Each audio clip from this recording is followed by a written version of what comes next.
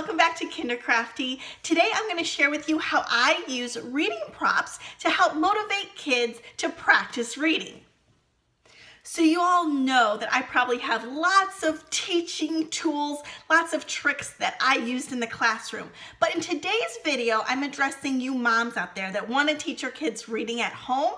So all of the things that I'm using should be able to be found in your home. Little trinkets and things that they get from birthday parties, things that you may have around the house, or easily accessible supplies that you can get when you're out and about doing your weekly errands. Here are a few of the items we will be using as props today. When I teach a reading lesson, whether it be when I was a classroom teacher or with my own kiddo, there are three things that I like to practice with him every time we sit down to read. One I call word works, or making words. So some way that you teach your child the relationship between each sound in a word, blending them together to make a word, like k, a, t, cat, right? So we've got making words or blending words.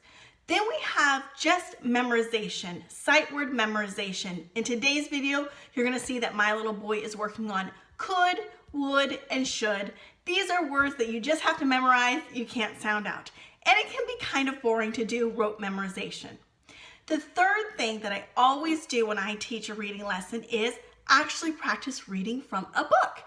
Any kind of book. You can start with the very most basic board book. Don't throw those baby books away. Use them with your beginning reader, all the way up until my son is starting to read chapter books now. So, three elements that we're gonna look at today using props to teach each one of those three components of reading. The first prop is glasses.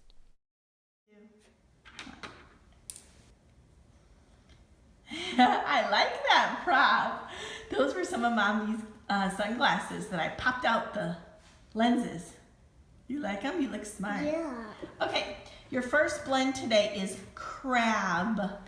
A crab lives in the sand. Crab. Yes, we're working on blends. That's your middle sound.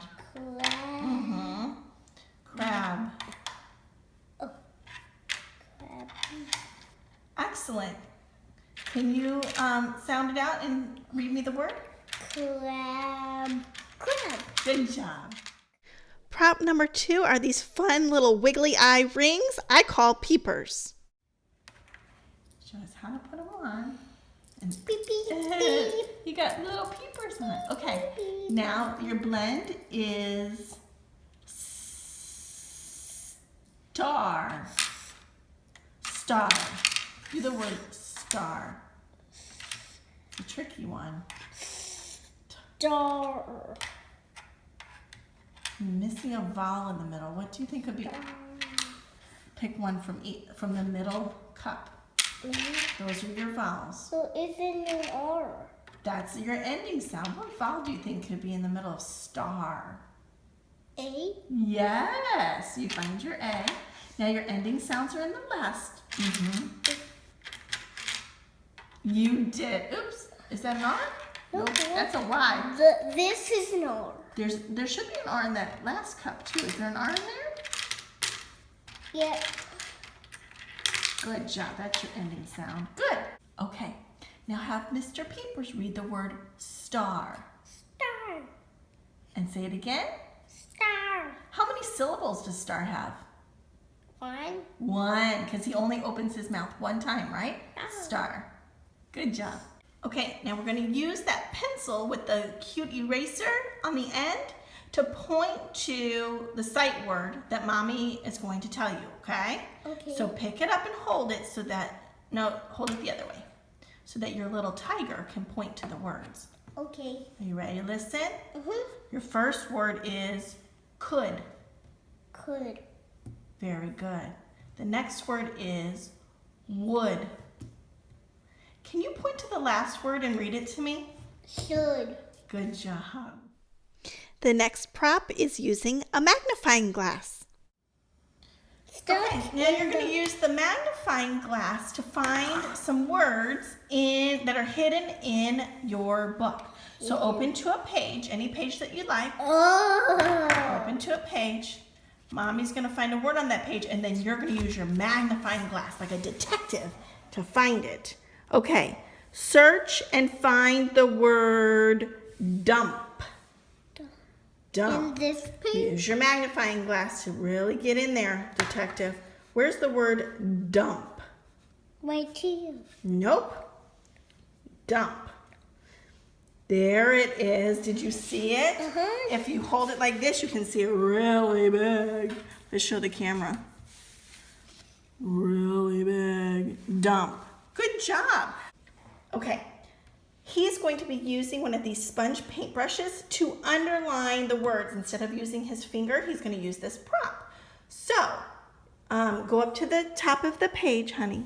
Underline so that this, see this straight edge? Yep, it's under your words. And you may begin reading. It was time for lunch.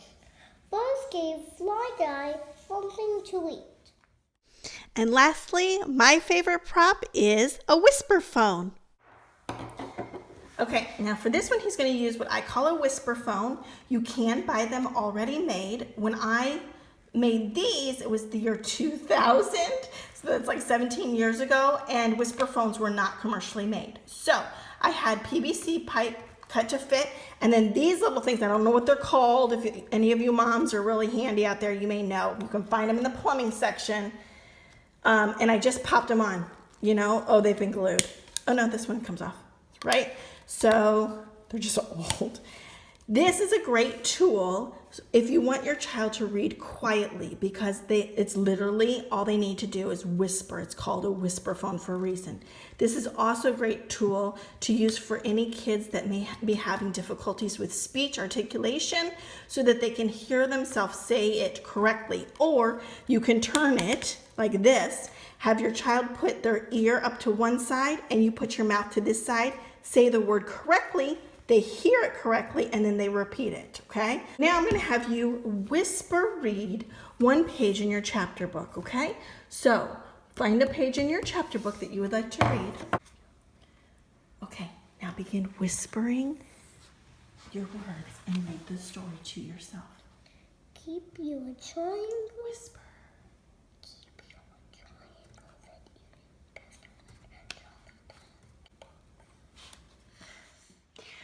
Okay, you all, so hopefully you were able to take away a few ideas to help motivate your little one to read every day. And whether they lack motivation because, you know, learning to read is hard, or whether they lack motivation to practice reading because they would rather be outside running, which is good for kids too. A little bit balance of both. Do a little reading and then go outside and run, right? So hopefully you all were able to take away that reading can be fun, and practicing it every day can be fun. You just have to tap into the personality of your kiddo and see what they like.